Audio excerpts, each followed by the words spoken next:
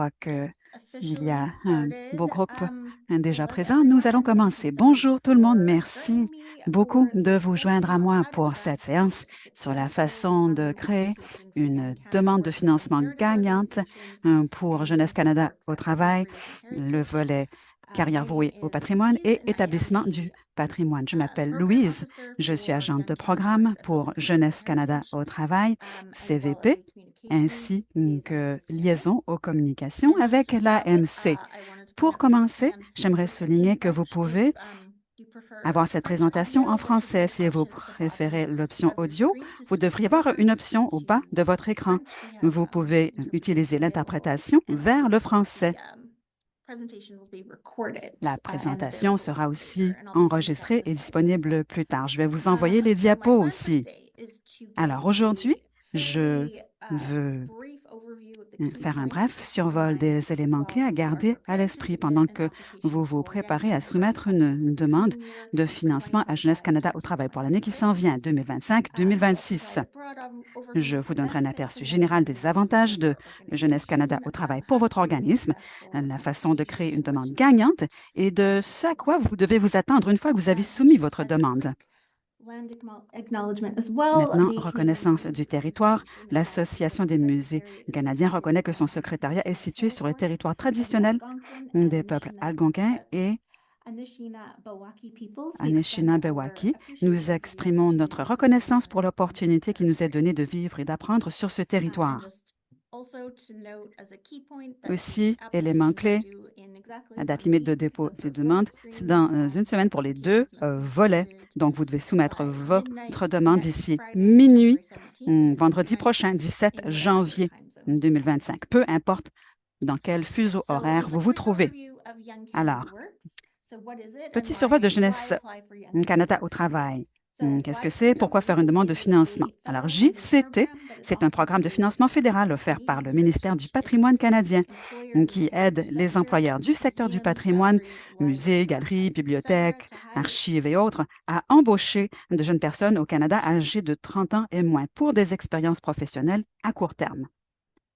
Les personnes candidates retenues reçoivent un financement pour couvrir un pourcentage du coût des salaires, des coûts d'employeurs obligatoires et d'autres dépenses admissibles associées à l'embauche d'un jeune Canadien.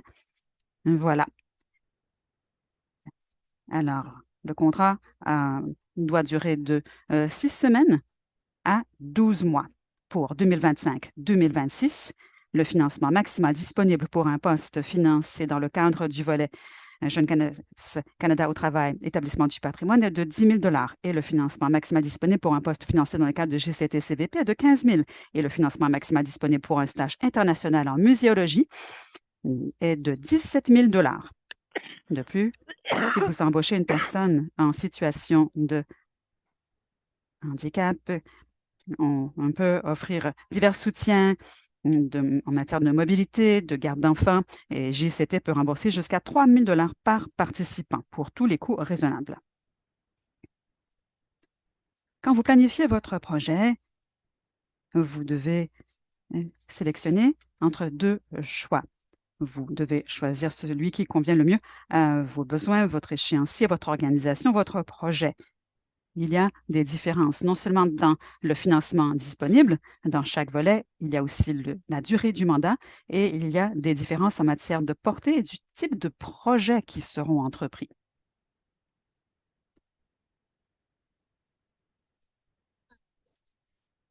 Alors, quand vous allez ouvrir une session, vous allez voir cette page. Une fois que vous aurez commencé la demande, on va vous demander de sélectionner le type d'emploi.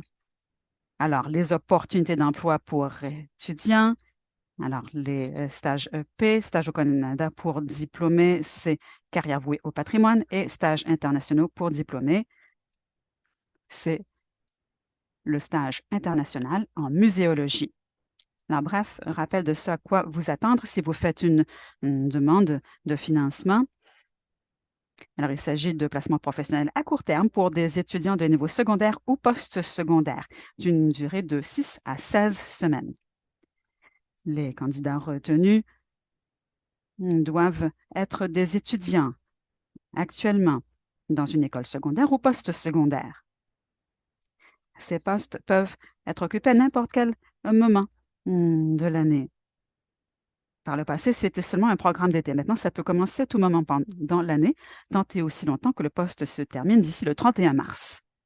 Maintenant, GCT, pour une carrière vouée au patrimoine, maintenant, finance des stages de 4 à 12 mois pour les diplômés de niveau post-secondaire. La limite d'âge pour les deux volets est la même, 30 ans et moins au début du mandat. Les candidats doivent être citoyens canadiens, résidents permanents ou avoir le statut de réfugié. La différence principale, c'est que les stagiaires du volet CVP doivent être diplômés d'un programme d'études de post-secondaire, qui peut inclure des programmes de type cégep, un certificat. Il y a beaucoup de chevauchements entre les types d'emplois couverts par ces deux volets. Les tâches qui font partie des postes P seront de nature plus introductive. On devrait développer des compétences de base. Alors, cette personne aura moins d'expérience. Alors que les stagiaires CVP sont plus susceptibles d'avoir une certaine ou une grande expérience dans le secteur muséal ou une éducation post-secondaire dans des domaines reliés à la muséologie. Quand vous faites votre demande, vous devez garder à l'esprit dans quel volet faire votre demande et puis noter les différences. Il y a aussi possibilité d'un stage international en muséologie. Il y en a 2 qui sont disponibles chaque année par Jeunesse Canada au travail, le volet carrière vouée au patrimoine, et seulement par l'intermédiaire de la MC. Cela vous permet d'envoyer un stagiaire dans un autre pays, dans un organisme avec lequel vous avez une relation. Bon, vous voulez faire des recherches, vous avez un partenaire dans une organisation, vous connaissez quelqu'un dans une autre organisation aux États-Unis, par exemple.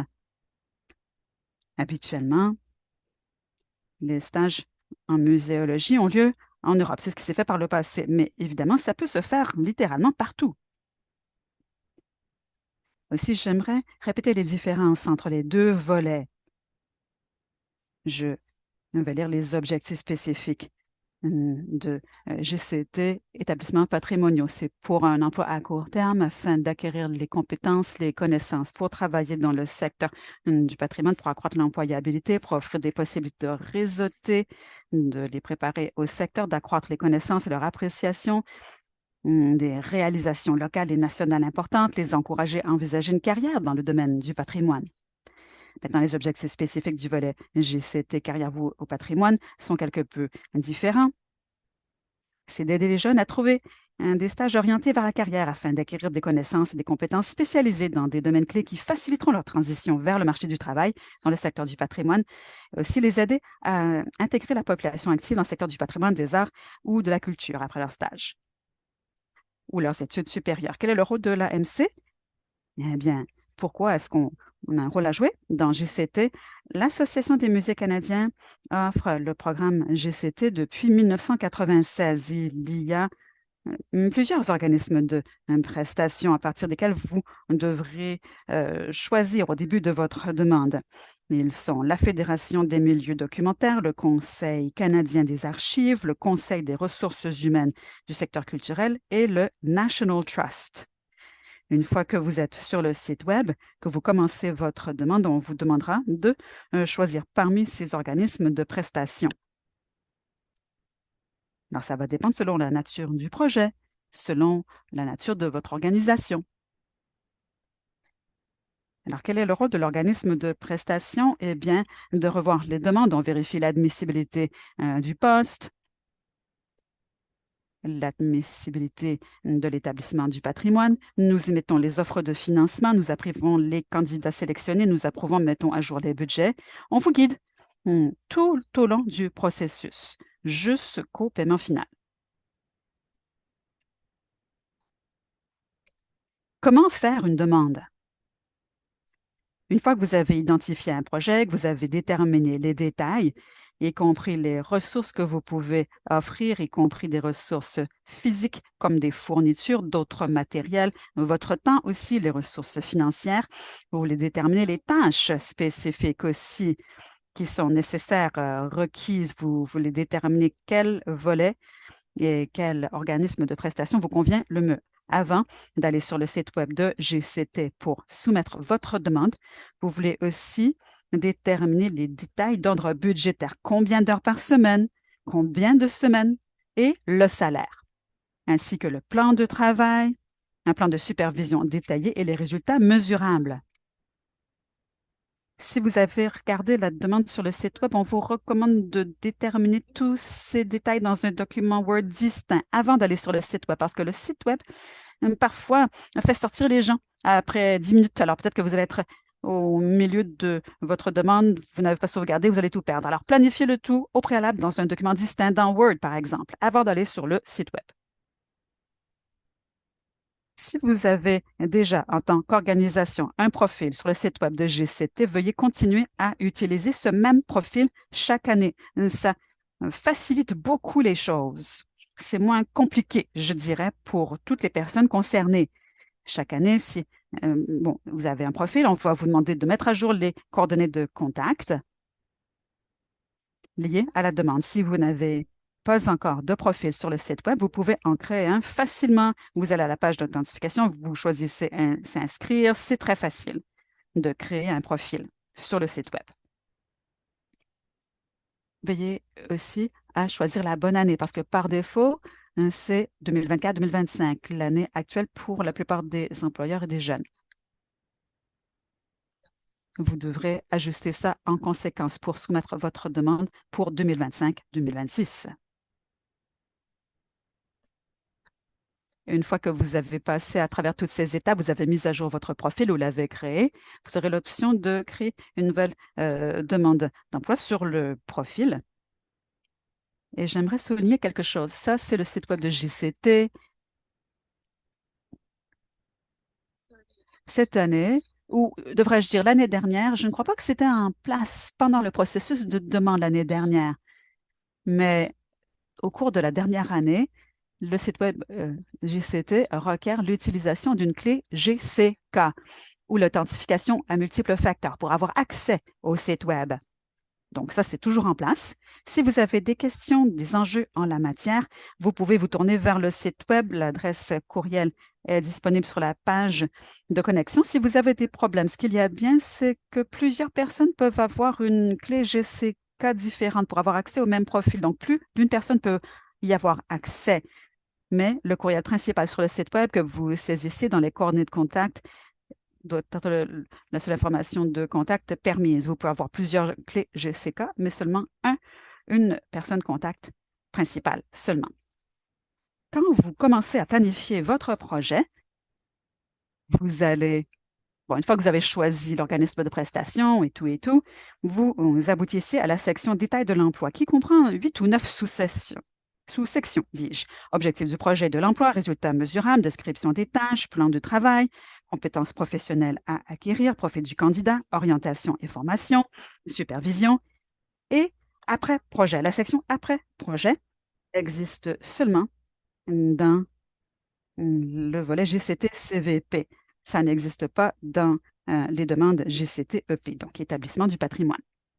Maintenant, passons à la section, dans les sections spécifiques. Pour les objectifs du projet et de l'emploi, ce que vous essayez de faire, c'est de mettre en évidence ce qui distingue votre projet et votre organisation. Pourquoi est-ce que cette opportunité est-elle exceptionnelle? Comment est-ce que ça va profiter à votre organisation? Quelles sont les possibilités pour l'employé, pour la communauté? Pourquoi ce projet est-il précieux? Pourquoi devrait-il être financé? Soyez le plus spécifique possible. Parlez du contexte du projet, pourquoi vous le faites en ce moment. Ne dites pas simplement qu'il s'agirait d'enregistrement à l'inventaire ou de créer des expositions.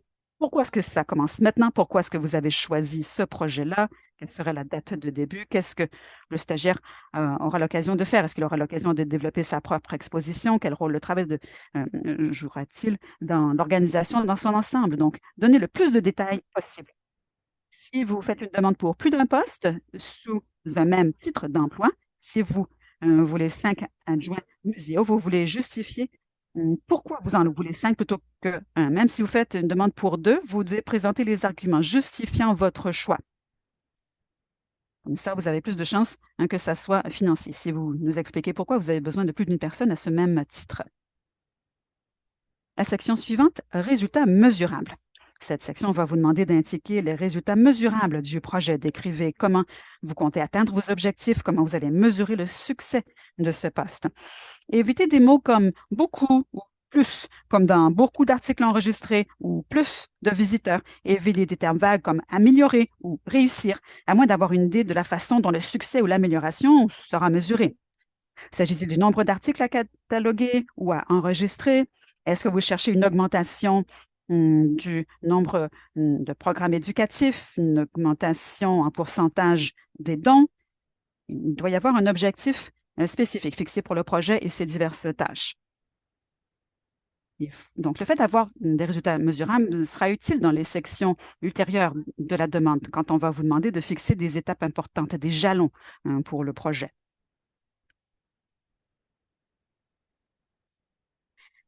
Maintenant, sous détail d'emploi, on va vous demander d'établir l'échéancier du projet. Vous voudrez créer un plan de travail qui va inclure les tâches, mais aussi un échéancier assez détaillé, pas au jour le jour, mais vous devez tenir compte des résultats mesurables. Vous devez parler de certaines étapes importantes des échéanciers qui font partie de votre plan. Ça va être utile pour la planification. Vous allez montrer que vous avez réfléchi à la façon dont vous allez mesurer la réussite du stagiaire. Présentez un échéancier avec des estimations réalistes de la durée de chaque tâche. Cet échéancier devrait inclure aussi toute formation nécessaire à offrir à l'étudiant, au stagiaire, ainsi que toute orientation nécessaire. La première semaine, par exemple, eh bien, ça sera surtout une période d'orientation et de formation. Comme dans toutes les sections, bien sûr, il faut donner le plus de détails pertinents que possible.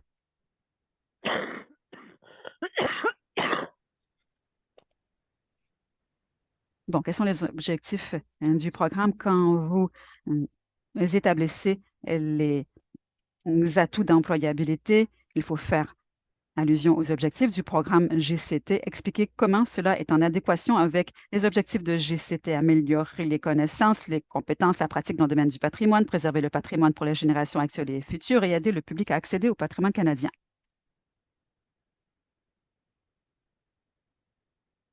Ensuite, ça sera la section candidat. Vous voudrez envisager des éléments au-delà des critères d'admissibilité de GCT. Vous faudrez identifier les qualités ou l'expérience que vous souhaitez chez la personne candidate.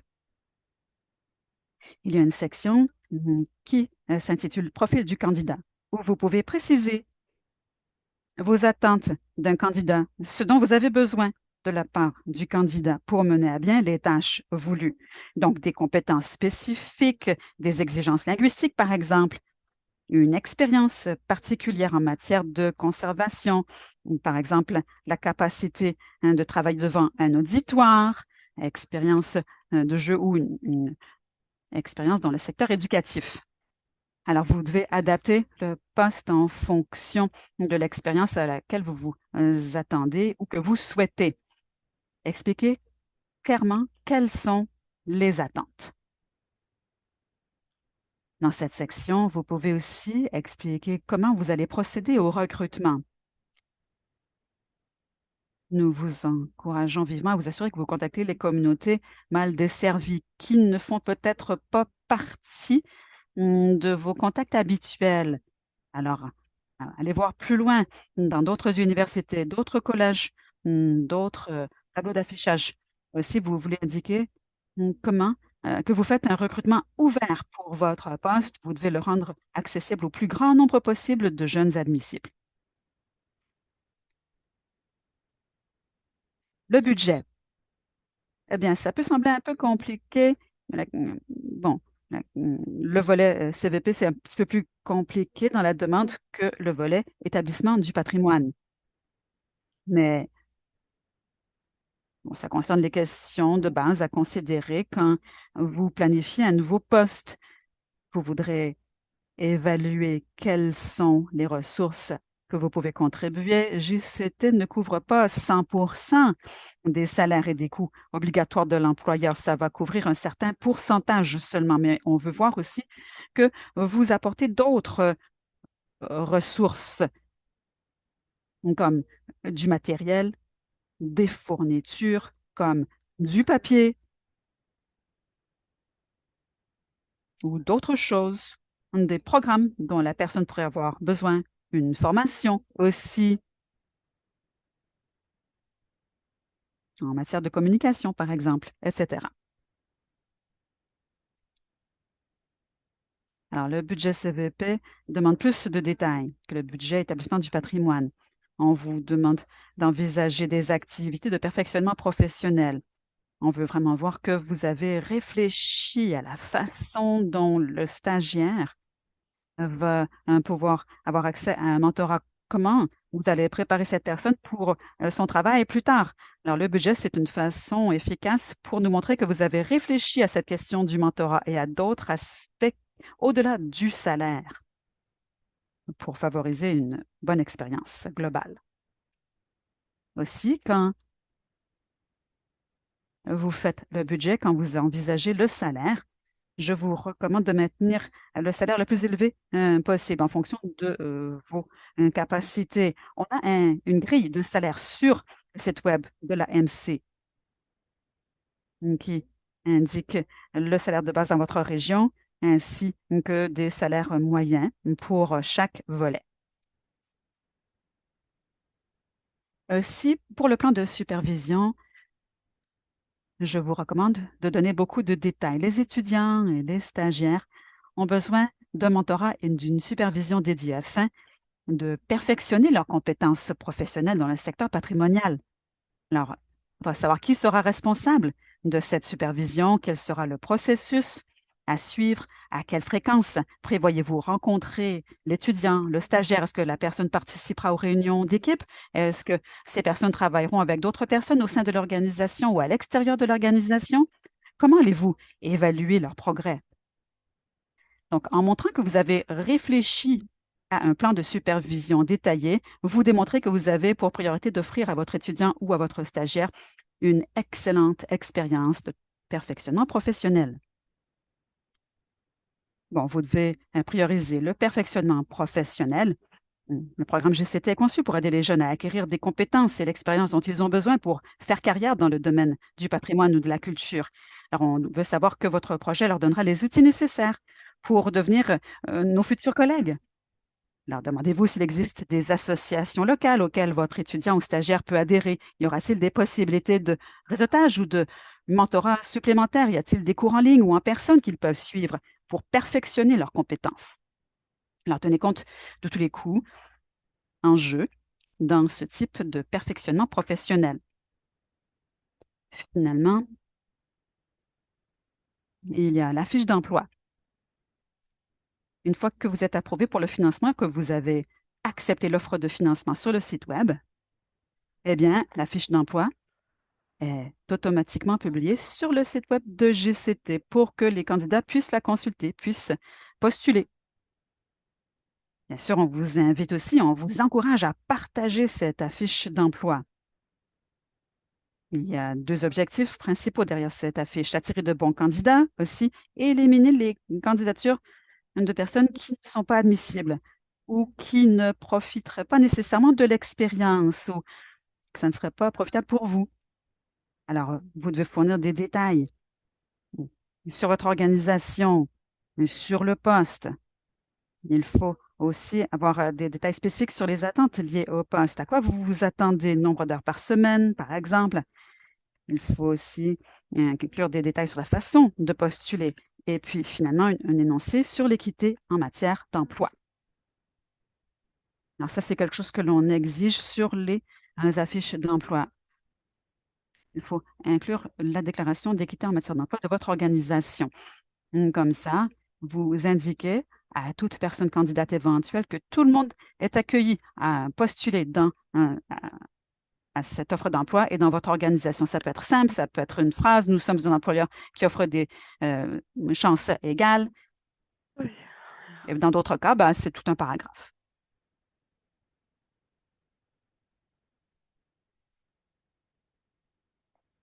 Alors, voilà quelques suggestions pour conclure. Quand vous faites la demande, là, on vous demande de rédiger au préalable, de sauvegarder et ensuite de mettre tout cela sur le site web de GCT. Bon, voilà le calendrier de ce à quoi vous pouvez vous attendre, quel serait le moment de planifier à commencer le poste. Novembre, c'est le moment où les demandes sont ouvertes. Le 17 janvier, c'est quand la période de soumission prend fin. Ensuite, ça va nous prendre à peu près 2 mois et demi ou 10 semaines à examiner tout cela. On a un comité de révision par les pairs aussi qui examine les demandes. Il y a aussi la revue interne qui a lieu à l'AMC. Ça va prendre donc, comme je l'ai dit, environ 10 semaines. Alors, commencer un poste le 1er avril, bon, c'est peu probable, mais ça serait euh, plus difficile. Je dirais que commencer au mois de mai ou plus tard, ça serait plus réaliste.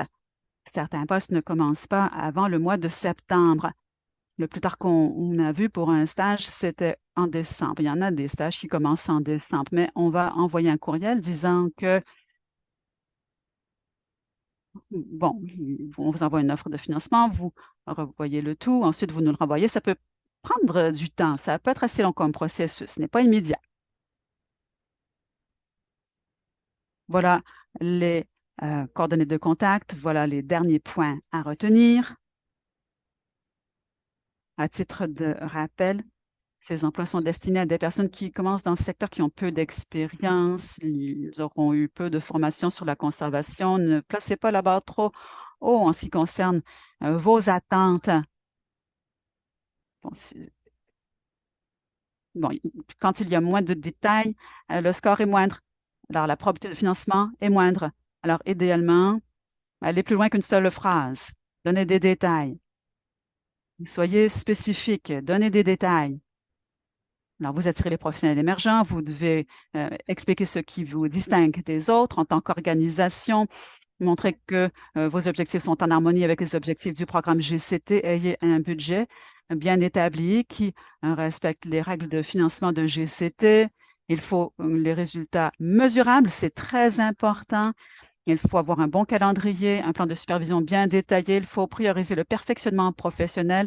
Il faut inclure une stratégie d'équité en matière d'emploi et ça doit être mise en œuvre dans la stratégie de recrutement. Et voilà aussi, sauvegardez votre demande avant de la mettre sur le site web de GCT. Alors voilà, maintenant, période de questions. Lorsque vous avez des questions, on va regarder s'il y en a dans le chat.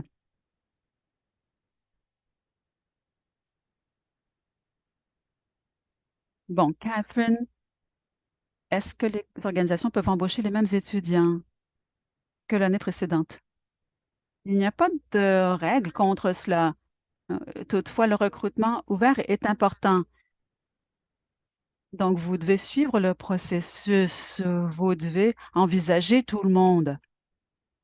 Alors, vous devez procéder à un recrutement ouvert. Mais ça dépend de votre situation aussi. Il n'y a pas de règle stricte contre cela. Dans carrière vouée au patrimoine, vous pouvez, il y a un nombre maximal de 2 participations par personne. Là, ça peut être une limite. Ça dépend simplement de la situation.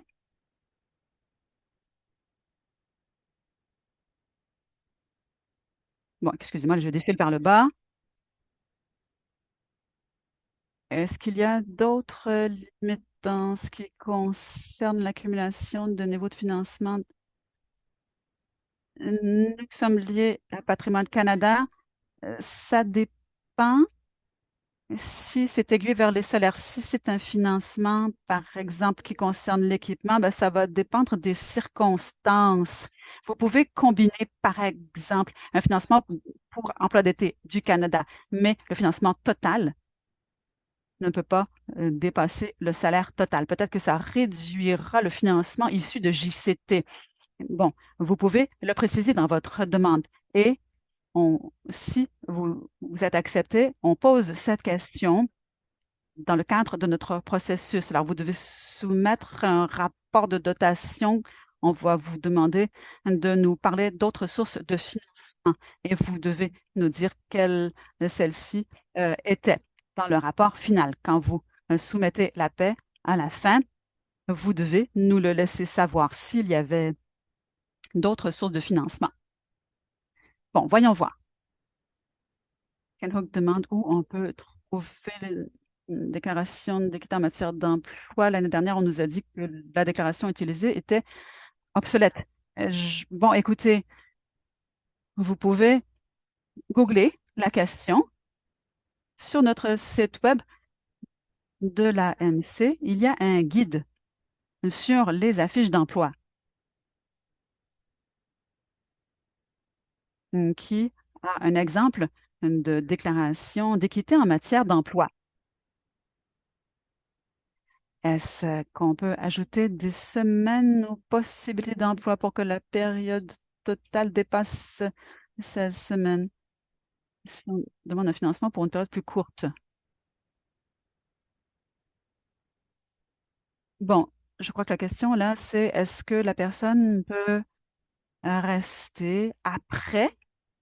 La réponse, c'est oui. Il y a beaucoup de personnes qui le font.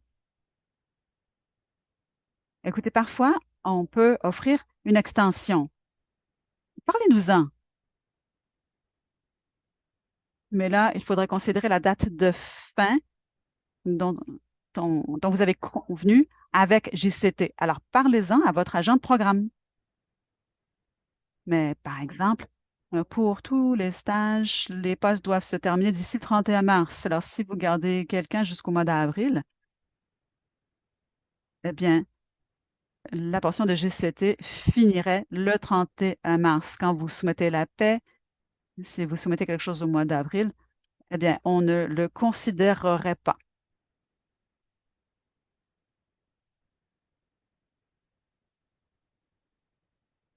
Est-ce qu'il y a un nombre d'heures minimum par semaine? C'est une bonne question.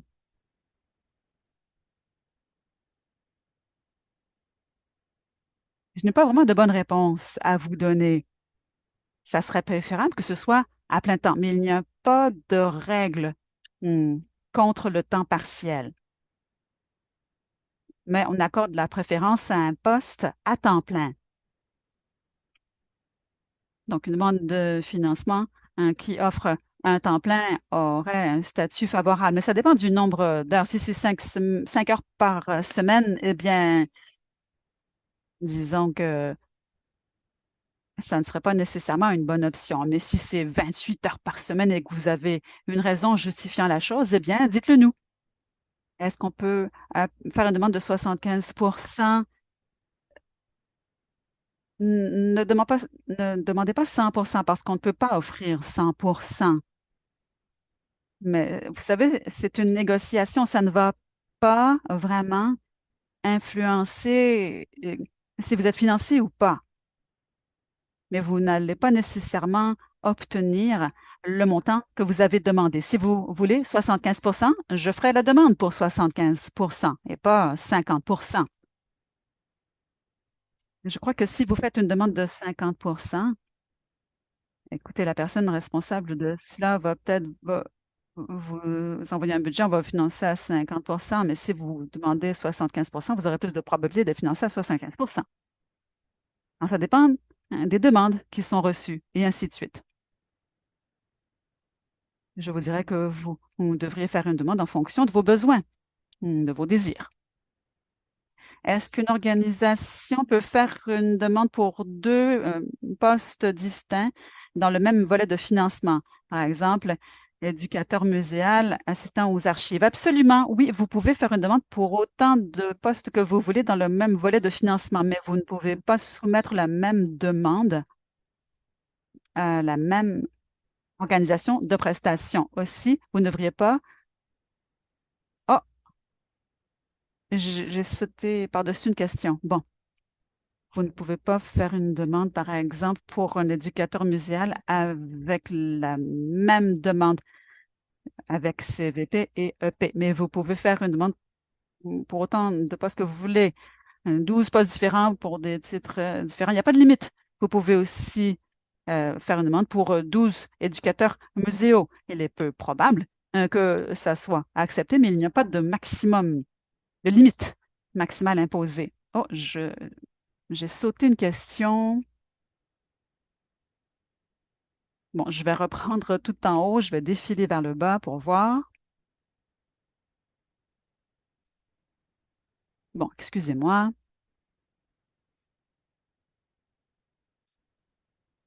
Ah, je n'ai pas vu cette question. En fait, Agnès, est-ce que vous pouvez nous parler? Activez votre micro, allez-y.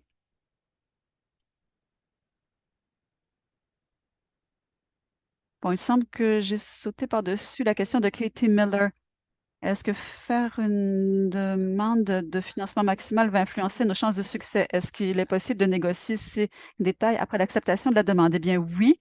Ce qui va se passer, c'est que vous allez faire une demande pour un budget donné. On va examiner tout cela. Vous savez, ce n'est pas coulé dans le béton, là. Alors, on va vous envoyer un budget. On va créer un budget. Si votre demande est acceptée, on va vous envoyer un budget que vous aurez à approuver. Alors oui, si on vous envoie un budget, on va vous donner 10%. Vous pouvez évidemment dire, bon, écoutez, je ne peux pas me permettre de payer 90%. Est-ce que vous pouvez augmenter le financement? C'est en quelque sorte une négociation, mais il y a des limites. Alors ça dépend. Si vous faites une demande pour 10 000 $ pour EP, mais ce n'est quand même pas 100% du salaire, eh bien oui, tentez aussi longtemps. Bon, je ne vous recommande pas de faire une demande de 20 000 $ dans le volet EP parce que le maximum, c'est 10 000. Avec CVP, c'est 15 000. Alors, il faut que vous montriez que vous avez compris quelles sont les limites imposées. Vous ne pouvez pas faire une demande pour plus que la limite. C'est le message que je souhaite transmettre. Bon, excusez-moi.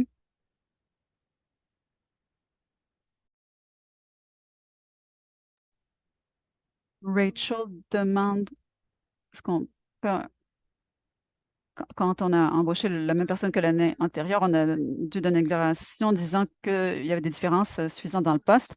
On veut s'assurer que pour les stagiaires, je ne sais pas si c'était pour CVP ou EP, là, mais oui, on veut veiller à ce que la personne ne fasse pas le même travail, que cette personne peut acquérir de plus amples expériences, peut acquérir de nouvelles compétences plutôt que de continuer le même travail. Particulièrement pour le volet CVP, on vous décourage d'embaucher la même personne plus d'une fois.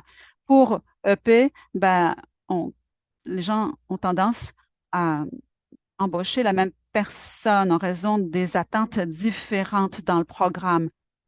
Un CVP peut être offert au maximum 2 fois à chaque personne. Donc, l'idée, c'est mm, mm, d'offrir le plus grand nombre de possibilités d'accroître des compétences, alors que EP, euh, il n'y a pas de limite quant au nombre de fois où vous pouvez participer.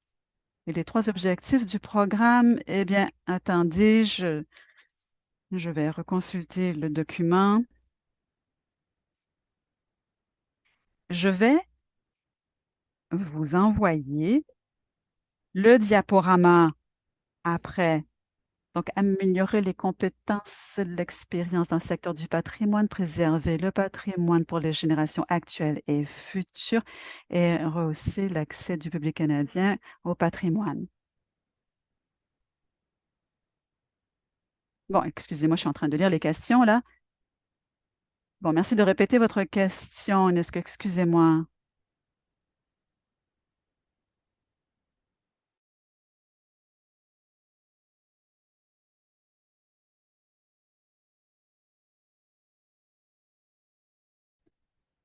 Le rap-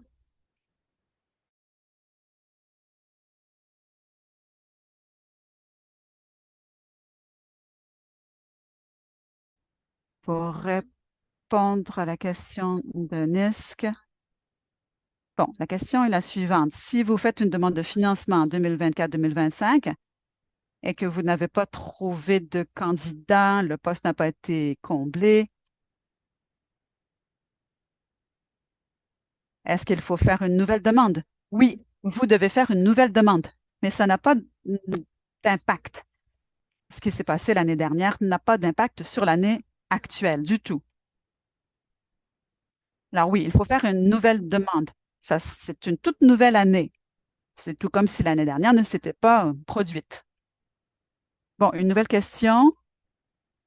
Est-ce qu'un projet similaire ou le même projet peut être soumis chaque année ou est-ce qu'on accorde la préférence à des projets uniques qui changent année après année? C'est une bonne question.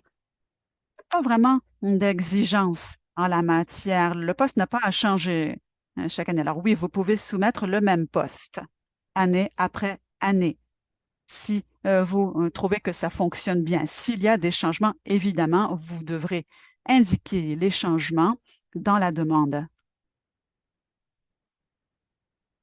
Bon, je remarque quand les gens font la même demande,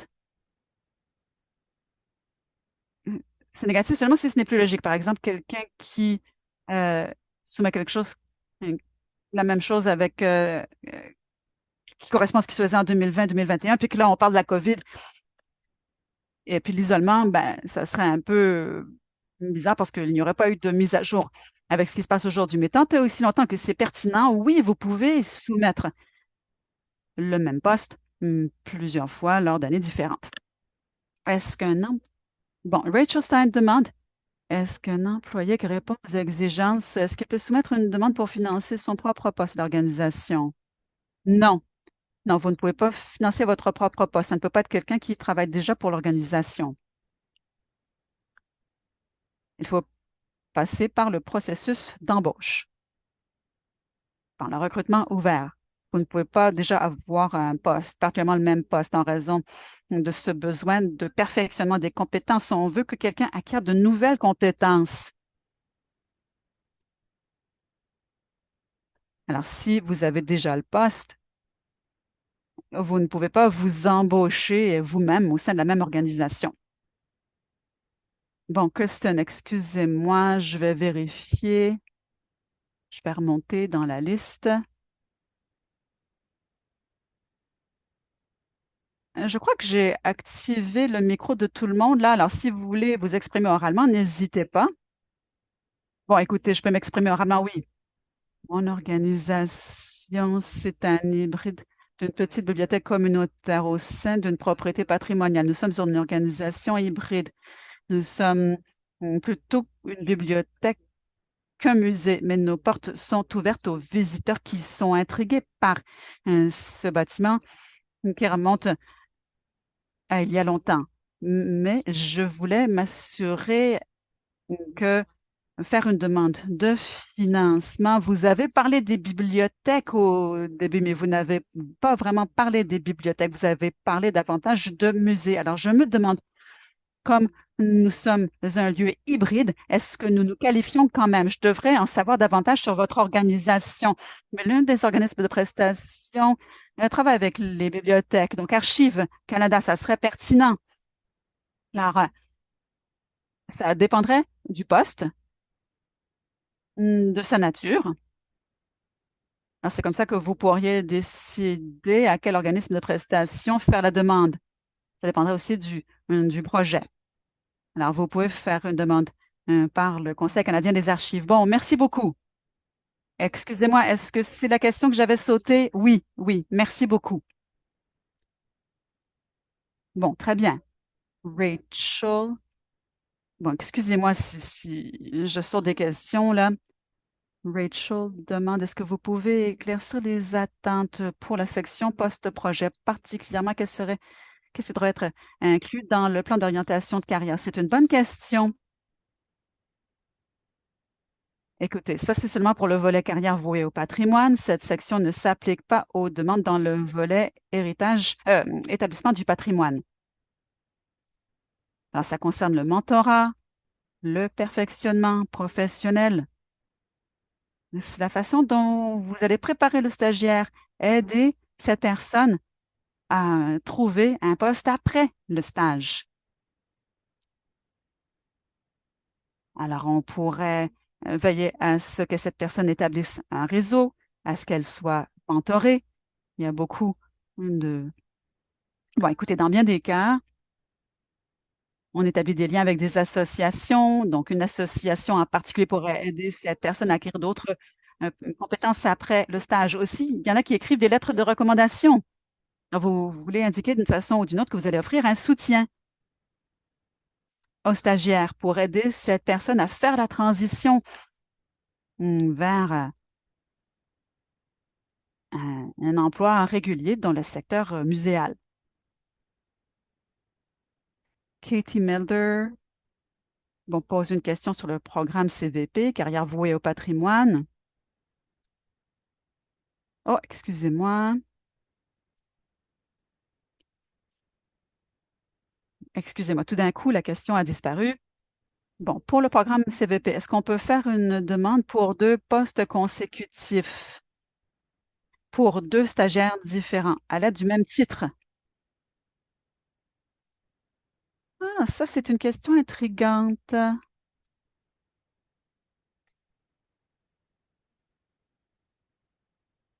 Ah, ça serait agent communication. Alors, oui, vous pouvez faire une demande pour 2 postes. Si c'est la même chose, là, vous faites une demande pour un agent aux communications, mais vous avez la capacité de demander 2 postes sous ce titre. Et là, vous pouvez fournir les explications pertinentes. Techniquement, vous pouvez demander la même personne de mai à mars. Alors, peut-être que vous devriez expliquer pourquoi vous voulez 2 personnes différentes. Mais à part ça, oui, vous pouvez le faire. Vous n'auriez qu'à l'indiquer dans la demande. Tant et aussi longtemps que vous fournissez une explication, ça va. J'espère que ma réponse fait du sens. CVP, c'est jusqu'à 12 mois. Si vous voulez quelqu'un de mai à mars, c'est permis pour les postes du volet CVP. Ah, Marilyn a posé une question dans la section budget. Ça doit être soumis de façon distincte. Dans la section de budget, ça n'inclut pas les salaires. Ça inclut d'autres détails.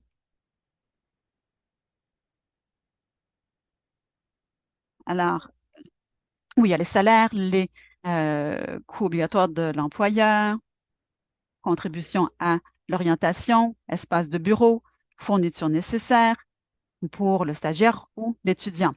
Alors, tous ces autres rubriques budgétaires et tout autre financement que vous recevez pour le poste aussi. Bon, il y a une autre question de Rachel. Dans la section budget de la demande sous coût obligatoire de l'employeur, on demande la ventilation du pourcentage demandé. Est-ce qu'on inclut une liste des divers éléments inclus dans cette ventilation ou est-ce que chaque élément doit être ventilé lui aussi par pourcentage? On veut simplement voir que vous avez réfléchi au fait qu'il y aura des coûts d'employeur obligatoires et quel pourcentage ça représentera. Parfois, c'est utile de savoir que les gens euh, mm, aient une idée de ce que seront ces coûts d'employeur obligatoires. Si vous pouvez le faire, oui, ça serait utile. Donc, par exemple, 4 vacances, ou un pourcentage pour assurance emploi, mm, régime de retraite pour votre région, votre province, votre territoire. Mais ça n'est pas nécessaire. Ce n'est pas obligatoire de fournir les pourcentages précis, mais c'est utile. Bon, est-ce qu'il y a d'autres questions? Est-ce que j'aurais ignoré d'autres questions? Est-ce que j'ai sauté par-dessus la question de quelqu'un là? Je vais regarder la liste encore une fois. N'hésitez pas à me le dire.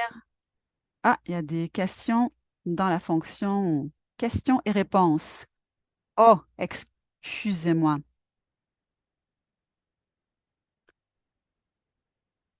Bon, je vais courrieler le diaporama et la version vidéo aussi en anglais et en français.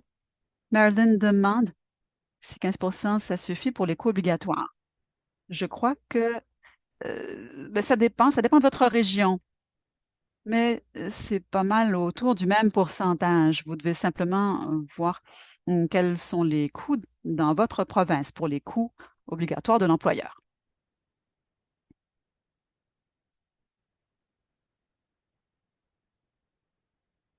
Le budget se trouve dans la demande et On en a parlé sur l'une des diapositives.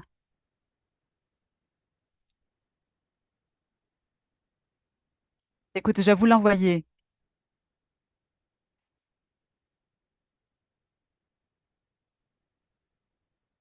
Je peux vous envoyer une capture d'écran. Ça n'est pas dans la section d'état de l'emploi, c'est dans la section qui suit.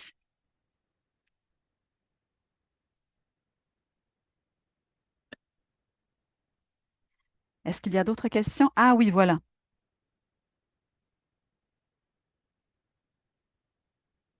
14% pour vous, ben c'est ça. Alors, à moins que vous n'ayez d'autres questions, là, n'hésitez pas à me courrieler aussi. Je vais vous envoyer tout cela par courriel. Très probablement lundi, je vais saisir mon adresse courriel ici. Voilà. Alors, n'hésitez pas, courrielez-moi si vous avez d'autres questions. Merci tout le monde. Merci d'avoir pris le temps de venir. J'espère que ça a été utile. Bonne chance dans vos demandes et courrielez-moi si vous avez des questions. Merci.